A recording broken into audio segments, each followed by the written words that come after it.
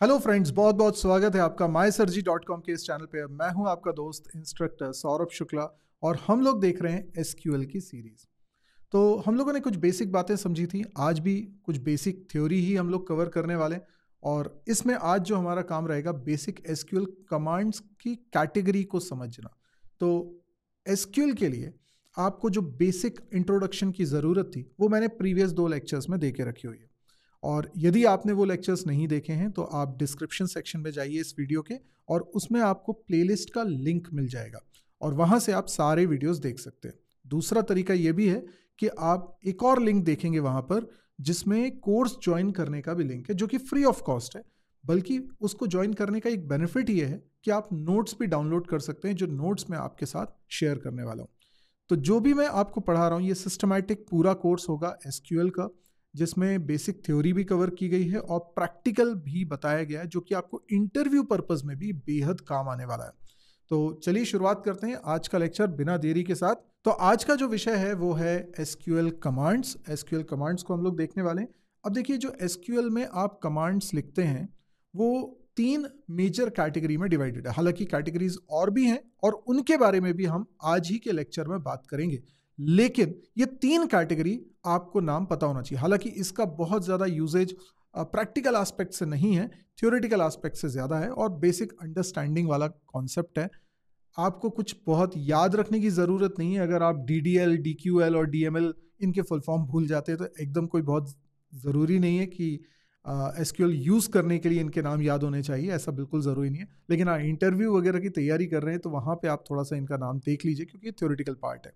तो जितनी भी एसक्यूएल की कमांड्स होती हैं हम उसको लॉजिकली उनके पर्पस के हिसाब से कि वो कमांड से हम करने क्या वाले हैं इस आधार पे कैटेगराइज करते हैं। अब कैटेगरी में एक कैटेगरी आती है DDL, जिसको हम बोलते हैं डेटा डेफिनेशन लैंग्वेज।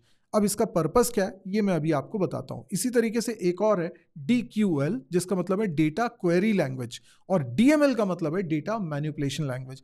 वैसे तो इनके नाम से ही आपको पता चल जाना चाहिए कि इसका काम क्या है, और थोड़ा सा मैं अभी आगे आपको इनकी डिटेल बताता हूं तो आपको समझ में आएगा कि इनका नाम बड़ा ही लॉजिकली रखा हुआ है। तो नाम के साथ एसोसिएट करके आप कॉन्सेप्ट को हमेशा याद रख सकते हैं। तो सबसे पहले हम लोग बात करते हैं कि जो मेजर कमांड्स है। देखिए, कमांड्स बहुत सारी है एसक्यूएल के अंदर और हम लोग काफ़ी सारी कमांड्स देखने वाले हैं, लेकिन उनमें भी जो सुप्रीम कमांड्स हैं जो फ्रिक्वेंटली यूज में आने वाली हैं वो कमांड्स कौन सी हैं, तो मैं उसको 3 कैटेगरी में डिवाइड कर रहा हूँ। ये कैटेगरीज कुछ अलग तरीके से मैंने बना दी है, ये ज़रूरी नहीं कि DDL DML के हिसाब से बनाओ। तो यहाँ पर मैंने 2 कमांड्स को रखा हुआ है, create database and drop database. तो डेटाबेस बनाने के लिए और डेटाबेस को डिलीट करने के लिए ये 2 कमांड्स हम यूज़ करते हैं। तो ये सबसे प्राइमरी कमांड होगी कि आपको अगर शुरुआत करनी है तो पहले तो आपको डेटाबेस बनाना है, तो उसके लिए आप इन कमांड्स को यूज़ करते हैं। हम लोग इस कोर्स के दौरान जो प्रैक्टिकल वर्क करेंगे उसके लिए डेफिनेटली हमें कोई ना कोई RDBMS सॉफ्टवेयर यूज़ करना ही पड़ेगा, क्योंकि SQL एक लैंग्वेज है जिसके माध्यम से आप किसी RDBMS सॉफ्टवेयर से करते हो कम्युनिकेट डेटाबेस को मैनेज करने के लिए। तो SQL कम्युनिकेशन की माध्यम है जिससे कि आप उस सॉफ्टवेयर से कम्युनिकेट कर रहे हो जिसको मैं RDBMS सॉफ्टवेयर बोल रहा हूं। तो SQL कोई सॉफ्टवेयर नहीं है, SQL तो एक लैंग्वेज है। तो फिर वो सॉफ्टवेयर तो चाहिए। अब वो सॉफ्टवेयर Oracle भी हो सकता है, DB2 भी हो सकता है, वो MySQL भी हो सकता है और भी बहुत सारे हो सकते हैं। लेकिन MySQL को हम लोग यूज़ करने वाले हैं क्योंकि एक तो ये फ्री मिल जाता है, दूसरी बात ये है कि ये बहुत ज़्यादा इंडस्ट्री में यूज़ होता है। दोनों ही कारण है कि ये बहुत अच्छा होगा कि हम इसके साथ शुरुआत करें। बाकी एक बार आपने SQL को सीख लिया तो मेजरली सारी कमांड्स वैसी ही होती हैं। दूसरे RDBMS सॉफ्टवेयर में भी इक्का दुक्का कमांड्स होती हैं जो थोड़ी अलग हो सकती हैं, but otherwise maximum commands same रहने वाली हैं। तो आपको कोई दिक्कत नहीं जाएगी अगर आप किसी दूसरे डेटाबेस सॉफ्टवेयर को यूज़ कर रहे होंगे। तो क्रिएट डेटाबेस और ड्रॉप डेटाबेस, ये कमांड हम यूज़ करते हैं डेटाबेस बनाने और ड्रॉप करने। ड्रॉप का मतलब होता है यहाँ पे उसको डिलीट करने से, रिमूव करने से। फिर कुछ कमांड्स हैं जैसे कि क्रिएट, ऑल्टर, ड्रॉप टेबल। अब क्रिएट टेबल, देखिए डेटाबेस हमने लॉजिकली समझा था, database is a collection of tables, तो ये लॉजिकल व्यू है। अब टेबल्स हमें बनाने पड़ते हैं, टेबल्स जिसमें कि हम डेटा रखने वाले हैं, तो इसको हम स्कीमास भी बोल देते हैं। बेसिकली हम डेटाबेस को डिज़ाइन कर रहे हैं, डेटाबेस के टेबल्स को डिज़ाइन कर रहे हैं। तो हमें बताना है कि टेबल का स्ट्रक्चर कैसा होगा, तो कॉलम्स कितने होंगे, उन कॉलम के नाम क्या होंगे, वो कॉलम में किस टाइप का डेटा हम स्टोर कर सकते हैं, क्या कोई कंस्ट्रेंट भी हम उस पर अप्लाई करना चाहते हैं। ये तमाम बातें आप डेटा स्टोर करने से पहले स्ट्रक्चर डिजाइन करने के लिए करते हैं। इसी को हम बोलते हैं क्रिएट टेबल। और क्रिएट टेबल करने से एक स्ट्रक्चर बन जाता है, एक डेफिनेशन तैयार हो जाती है कि जो डेटा रखोगे वो कैसा रखा जा सकता है इसके अंदर। तो हमने टेबल क्रिएट करना है, ज़रूरत पड़ने पर उस टेबल में ऑल्ट्रेशन करने। ऑल्ट्रेशन कैसा हो सकता है, हमें किसी कॉलम का नाम चेंज करना है, या एक नया कॉलम ऐड करना है, या किसी कॉलम पे हमें कंस्ट्रेंट अप्लाई करना है, या फिर हमें कॉलम को रिमूव कर देना है। ऐसा कुछ भी ऑल्ट्रेशन अगर आप टेबल के स्ट्रक्चर में करना चाहते हो तो उसके लिए ऑल्टर टेबल कमांड है। इसके अलावा अगर आपको ज़रूरत लगती है कि टेबल को डिलीट करना है तो आप ड्रॉप टेबल कमांड का इस्तेमाल करेंगे। आप सोचते होंगे कि यहाँ डिलीट कीवर्ड का इस्तेमाल क्यों नहीं होता, ड्रॉप का क्यों इस्तेमाल होता है। बहुत ही अच्छा है कि ड्रॉप का इस्तेमाल होता है। जब आप डेटाबेस या टेबल के स्ट्रक्चर को डिलीट करना चाहते हो तो शब्द यूज होता है ड्रॉप, लेकिन जब आप डेटा को डिलीट करना चाहते हो तो शब्द होता है डिलीट। तो इससे ये क्लियर कट डिस्टिंक्शन भी हो जाता है, आपको इजी रहेगा ये ध्यान में रखना कि कब ड्रॉप यूज करना है और कब आपको डिलीट को यूज करना है। फिर 4 और स्टैंडर्ड कमांड्स के मैं बारे में बताता हूं। ये 4 कमांड्स हैं सेलेक्ट, इंसर्ट, अपडेट और डिलीट। ये कमांड्स टेबल में जो डेटा रखा है उसके ऊपर अप्लाई की जाती हैं। सेलेक्ट कमांड की मदद से आप टेबल के डेटा को व्यू कर पाते हो। इंसर्ट कमांड की मदद से आप टेबल के अंदर नया रिकॉर्ड इंसर्ट कर पाते हो। हमने प्रीवियस लेक्चर में समझा था कि टेबल के अंदर रिकॉर्ड्स होते हैं, एक एक रो को हम क्या बोलते हैं, रिकॉर्ड्स बोलते हैं। तो टेबल के अंदर एक नया रिकॉर्ड स्टोर करने के लिए हम इंसर्ट इनटू कमांड इस्तेमाल करते हैं। फिर अपडेट कमांड नाम से समझ में आ रहा है, अपडेट करने के लिए होता है। कई बार ऐसा होता है कि एक रो है, जैसे मान लीजिए कि कोई टेबल है हमारे पास, ये बुक नाम की टेबल है और बुक टेबल के अंदर हम एक बुक की इंफॉर्मेशन रखना चाहते हैं। तो एक रो के अंदर हमने एक कंप्लीट बुक की इंफॉर्मेशन रखी हुई है। बुक का कुछ आईडी हो सकता है, कुछ टाइटल हो सकता है, कुछ प्राइस हो सकती है, ऑथर का नाम हो सकता है, पब्लिशर का नाम हो सकता है, उसका एडिशन हो सकता है। ऐसे कई सारी इंफॉर्मेशन हम उसमें रखते हैं। तो टेबल बनाया होगा तो इस तरह से कॉलम नेम्स यहाँ पर हमने डिफाइन करे होंगे।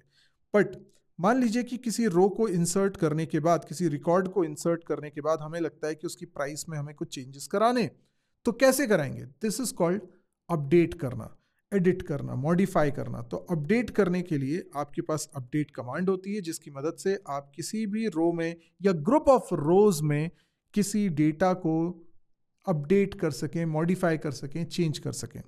इसी तरीके से डिलीट कमांड होती है जिसकी मदद से हम कोई पर्टिकुलर रो या रोज या सारी रोज डिलीट कर सकते हैं। इसके अलावा एक ट्रंकेट कमांड भी होती है जिसकी मदद से हम टेबल के सारे रिकॉर्ड्स को एक साथ डिलीट कर सकते हैं। हालांकि वो डिलीट कमांड से भी आप कर सकते हैं।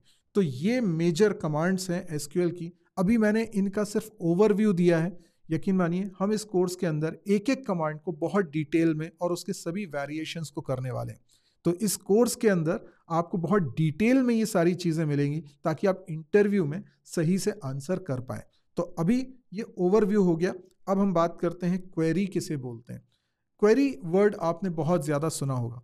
तो बेसिकली डेटाबेस हम बना रहे हैं डेटा को रखने के लिए। अब बार बार हमारे सिस्टम को, हमारी एप्लीकेशन को उस डेटा को एक्सेस करने की ज़रूरत पड़ती है यूज़र को दिखाने के लिए।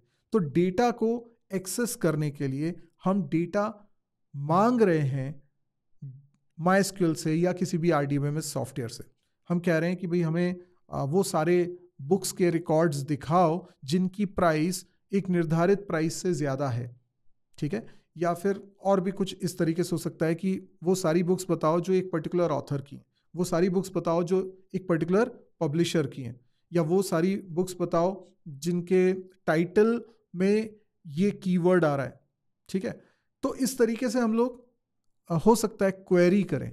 तो इसको बोलते हैं क्वेरी करना। जब हम कोई इंफॉर्मेशन डेटाबेस से मांग रहे हैं तो उसको बोलते हैं क्वेरी करना।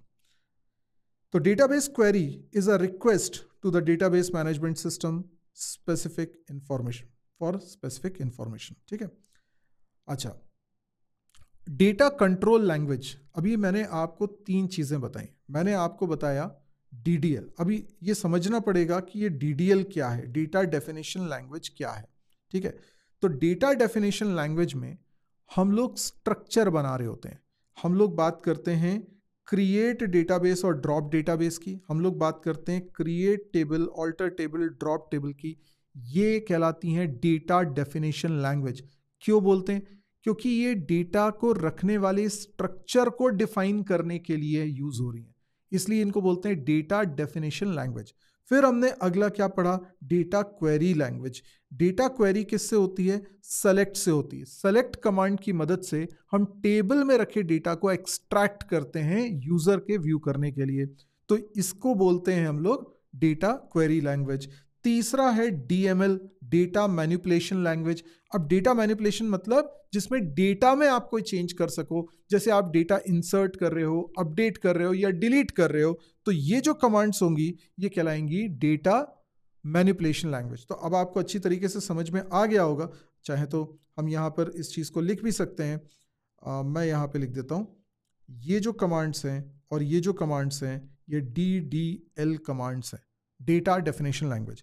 सेलेक्ट कमांड जो है ये कहलाएगी डेटा क्वेरी लैंग्वेज, और ये जो तीनों कमांड्स हैं इनको बोलते हैं data manipulation language. I hope this is clear. और अब मैं आपको जैसा शुरुआत में बोला था कि और भी कैटेगरीज हैं उनको भी बता देता हूं, लेकिन मेजर 3 कैटेगरी मैंने आपको बता दी हैं। अब है डेटा कंट्रोल लैंग्वेज। यहां पर थोड़ा स्पेशलाइज्ड ऑपरेशन है। अब आप सोचिए कि आप पहले बेसिक सीख जाते हैं, बेसिक कमांड सीख जाते हैं, उसके बाद हम इसकी चर्चा करते हैं। ग्रांट और रिवोक, हमें कई बार प्रिविलेजेस देने होते हैं कि किसी टेबल पर यूजर का मतलब क्या है? देखिए, कोई भी RDB में सॉफ्टवेयर मल्टीपल यूजर्स आपको प्रोवाइड करता है, मल्टीपल यूजर एक्सेस कर सके उस सॉफ्टवेयर को, ये फैसिलिटी प्रोवाइड करते हैं। अब ये बात कई लोगों को एकदम समझ में नहीं आती है, तो ज़रा इस एग्जाम्पल को समझिएगा।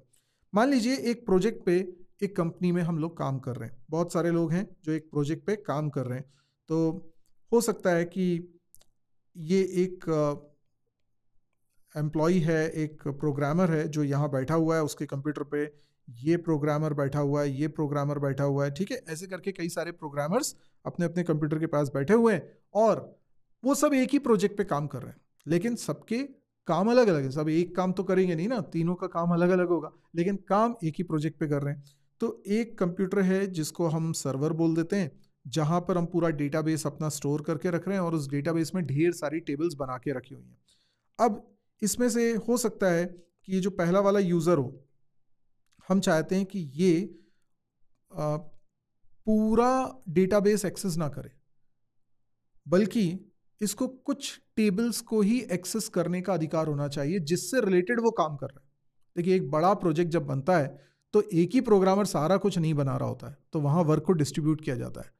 तो ये ज़रूरी है कि कुछ भी गड़बड़ ना हो जाए, इसके लिए एक प्रोग्रामर को जितना काम दिया गया है उससे रिलेटेड चीज़ें ही एक्सेसिबल रहें, बाकी का प्रोजेक्ट एक्सेसिबल ना हो, कहीं गलती से वो कुछ गड़बड़ ना कर दे। इसीलिए हम उसको प्रिविलेज यानी अधिकार ही नहीं देंगे बाकी चीज़ों का एक्सेस करने का। न केवल इतना, बल्कि हम ये चाहते हैं कि वो उस टेबल पे कोई चेंजेस ना कर सके, सिर्फ सेलेक्ट क्वेरी चला सके, लेकिन उस पर अपडेट ना कर सके, इंसर्ट ना कर सके, डिलीट ना कर सके। ये सारी कमांड्स में से वो कौन कौन सी कमांड चला सकता है, कौन सी नहीं चला सकता, ये हम डिसाइड करना चाह रहे हैं। तो आप ये समझिए कि सेम डेटाबेस को एक्सेस करने के लिए ये प्रोग्रामर भी है, ये भी है, ये भी है, तो ये यूजर्स हैं। तो MySQL सॉफ्टवेयर जो होगा, है ना, MySQL जो सॉफ्टवेयर होगा, ये आपको मल्टीपल यूजर्स को हैंडल करने के लिए बना है। तो ये सारे प्रोग्रामर्स इसके यूजर हैं। यही तो MySQL से कहते हैं, रिक्वेस्ट करते हैं SQL लैंग्वेज के थ्रू कि मेरे लिए ये डेटा लेकर आओ, मेरे को ये टेबल में ये डेटा इंसर्ट करना है। ये कम्युनिकेशन MySQL से ही तो कर रहे हैं। तो MySQL सॉफ्टवेयर केपेबल है मल्टीपल यूजर्स को हैंडल करने के लिए। जब ये यूजर MySQL को यूज करते हैं तो उन्हें लॉगिन करना पड़ता है। लॉगिन करते हैं तो लॉगिन क्रेडेंशियल MySQL के पास ऑलरेडी सेव है, ऑब्वियसली एडमिनिस्ट्रेटर ने सेव करके रखा होगा। तो यहाँ पर जितने यूज़र्स MySQL को यूज़ कर सकते हैं उनके क्रेडेंशियल स्टोर हैं। तो जब ये यूज़र लॉगिन करता है तो MySQL ऑथेंटिकेट करता है, और अगर सही यूज़र नेम पासवर्ड इनपुट किया गया है तो ये इसको कनेक्शन प्रोवाइड कर देता है। इस तरीके से इसको भी कनेक्शन प्रोवाइड करता है, इसको भी कनेक्शन प्रोवाइड करता है। इन सब के कनेक्शन आईडीज अलग अलग होते हैं। इसी वजह से जब भी कोई रिक्वेस्ट MySQL तक जाती होगी किसी यूज़र से तो कनेक्शन आईडी भी हिडन तरीके से जाता है, जिससे कि MySQL को पता चलता है कि ये रिक्वेस्ट किस यूज़र के पास से आई है। जिसने लॉगिन किया था उस समय से उसने उसको याद कर लिया था कि ये सेशन इस यूज़र का है।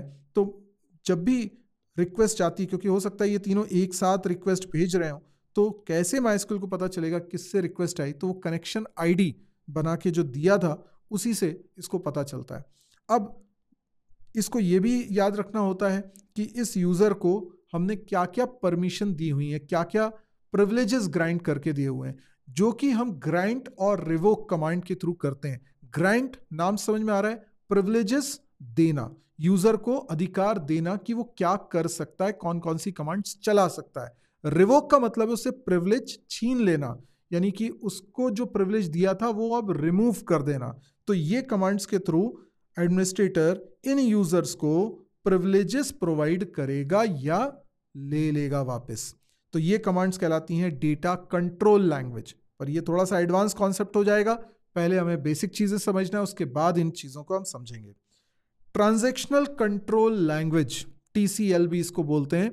ट्रांजैक्शन कंट्रोल मतलब जब ऑपरेशंस कर रहे हैं, कोई यूज़र MySQL को यूज़ कर रहा है डेटाबेस को एक्सेस करने के लिए, तो वो मल्टीपल काम कर रहा है। हो सकता है कि वो पहले किसी टेबल को क्रिएट करे, फिर उस टेबल में कुछ डेटा इंसर्ट करे, हो सकता है फिर उसमें कुछ अपडेशन भी कर रहा हो, सीरीज ऑफ जॉब वो कर रहा है। और ये सीरीज ऑफ SQL कमांड्स चलाने के बाद उसे लगता है तो वो सेव पॉइंट्स भी बना सकता है। वो हो सकता है कि अपना वर्क अनडू करना चाहता हो, रोल बैक करना चाहता हो तो वो भी कर सकता है। वो हो सकता है कि यहाँ तक के वर्क को सेव करना चाहता हो तो इसको सेव पॉइंट बना दे, या फिर इसको बिल्कुल कमिट कर देना चाह रहा है कि हाँ लॉक कर दो, ये हो गया है हमारा, तो ये भी हम कर सकते हैं। तो ये begin transaction, commit, roll back, save point, इस तरह की कमांड्स को यूज़ करके हम अपने वर्क फ्लो को जिसको हम ट्रांजैक्शन बोल रहे हैं, एक एक कमांड जो हम परफॉर्म करते हैं उसको हम ट्रांजैक्शन बोल रहे हैं। तो इस ट्रांजैक्शन को हम कंट्रोल करना चाहते हैं कि हम कहीं हमने सेव पॉइंट कमिट किया हुआ है, तो हो सकता है कि 4 कमांड्स लिखने के बाद हमने कमिट कर दिया है, ठीक है, इस पॉइंट पे कमिट कर दिया, फिर और कुछ कमांड लिखते हैं, फिर रोल बैक किया, तो वो यहाँ तक की सारी कमांड्स को वापस से अनडू कर देगा, तो पुरानी स्टेट में हम आ जाएंगे। तो ये सब चीज़ें करने के लिए हम लोग इन कमांड्स का इस्तेमाल करते हैं। ये भी थोड़ा एडवांस कॉन्सेप्ट में आ जाता है, तो इसको भी हम आगे देखेंगे। तो ये सारे हम देख रहे हैं SQL कमांड्स की कैटेगरीज। नो डाउट ये अभी SQL की शुरुआत है। आपको लग रहा होगा कि यार थ्योरी तो बहुत हो रही है, अब इसका प्रैक्टिकल हो जाना चाहिए, तो बिल्कुल सही बात है। नेक्स्ट वीडियो में हम लोग देखेंगे MySQL का इंस्टॉलेशन। हम इंस्टॉलेशन विंडोज़ मशीन पे भी देखेंगे और हम इंस्टॉलेशन मैक मशीन का भी देखेंगे, और इस इंस्टॉलेशन करने के बाद हम लोग SQL कमांड्स को एक एक करके एक्सप्लोर करना स्टार्ट करेंगे। तो अगर आपको ये कोर्स पसंद आ रहा है तो आप कमेंट में ज़रूर बताइए, और आप अगर कुछ स्पेसिफिक चाह रहे हैं तो वो भी आप सजेशन दे सकते हैं। प्लस अगर आपको वाकई लगता है कि ये कोर्स आपके बेहद काम का है तो आप इसको शेयर भी करें अपने दोस्तों के साथ, और चैनल को सब्सक्राइब नहीं किया तो सब्सक्राइब ज़रूर कर लीजिए, बेल आइकन को भी प्रेस कर लीजिए। मिलते हैं नेक्स्ट वीडियो में, आज के लिए इतना ही। Thank you, good bye.